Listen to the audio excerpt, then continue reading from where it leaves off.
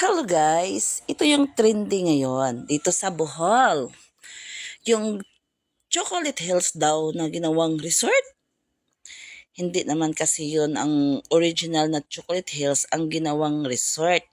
Ito yung binago daw na Chocolate Hills na pinatayuan ng resort sa baba. Hindi po ito yung original na Chocolate Hills na laging pinupuntahan ng mga turista. Ito pong resort na to ay nasa gitna ng mga bundok.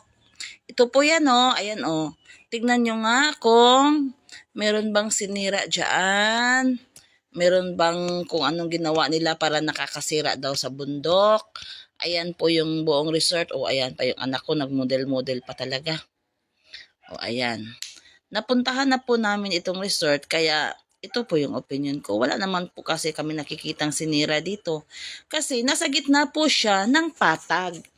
Kasi yung mga bundok, hindi yan magkakalapit-lapit. Pero sa drone mo tingnan, kapag sa drone, yung lalabas, talaga parang magkalapit-lapit sila. Baka iniisip ng iba, may sinirang isang bundok, kaya nakapagtayo ng resort. Hindi po. Sa totoo po, magkalayo yan mga bundok-bundok na yan. Hindi yan makadikit-dikit talaga. Meron talaga yung patag.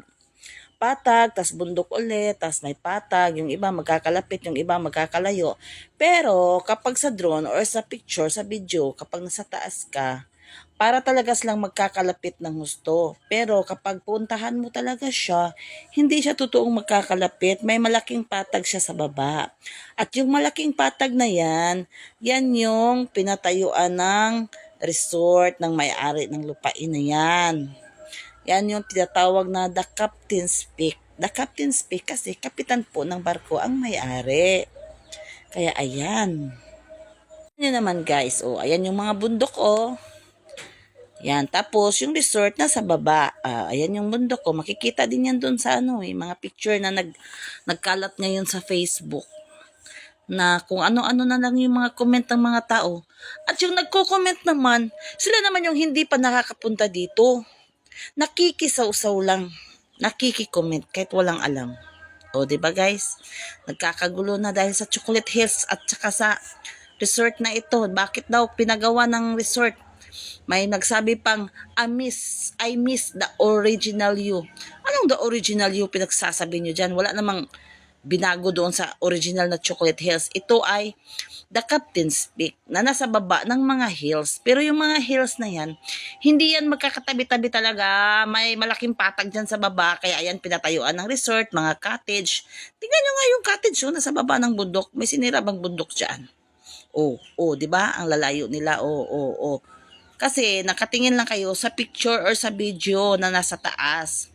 Pero kapag nasa ibaba talaga kayo, malaki na yung napakalaking patag niyan. Ayan napakalaking patag na napalagitnaan ng mga bundok. Pero hindi po sinira nila yung bundok para lang maitayo yung resort na yan. Kung hindi, patag talaga siya. Di ba? Ang ganda-ganda. Ayan po, may makalaking space na pinaglalaruan nila. Ayan, di ba? Magkakalayo yung mga bundok. Meron pang mas malayo na bundok yan doon. Iba naman yung nakalagay doon. Yung mga kung ano-anong mga makikita mong ahas. Pero drawing lang, hindi totoo. Chinelas na malaki, may malaking heart, may malaking manok. Yun. Kaya guys, kung hindi pa kayo nakapunta dito, wag na kayong mag-comment-comment ng kung ano-ano. Naiinis na tuloy yung taga Bohol. Lalong-lalo na yung mga nakapunta na dito. Yan, naha-high blood tuloy sila. Nakakapag-comment ng hindi maganda sa mga taong nag-comment na hindi rin maganda. Tingnan nyo nga, nasa gitna talaga, patag.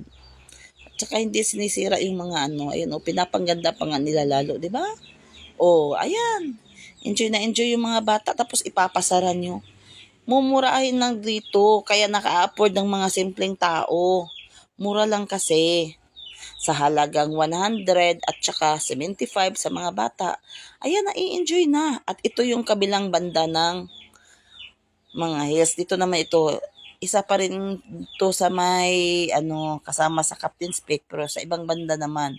Ayun yung mga liguan. At dito naman banda, dito sa itaas, nandito yung malaking manok, merong malaking heart, di ba? Nasa gitna pa rin ng bundok.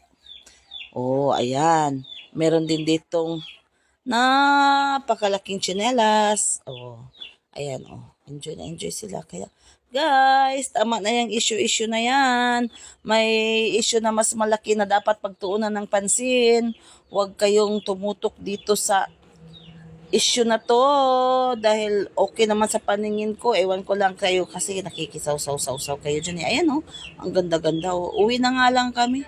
Ayan, kapatid ko may pa ano-ano pa. Uwi na kami kasi ipapasaran niyo kayo yung resort na napakagandang resort na kayang-kayang ma-afford ng mga mahihirap na katulad namin. Na yan na. Oh, di ba guys, ang ganda-ganda. Huwag niyo ipasara. Ayan, uwi na kami. Thank you guys for watching my video. Ayan. Mataas to. Huwag niyong putulin. Panoorin niyo lahat. Bye!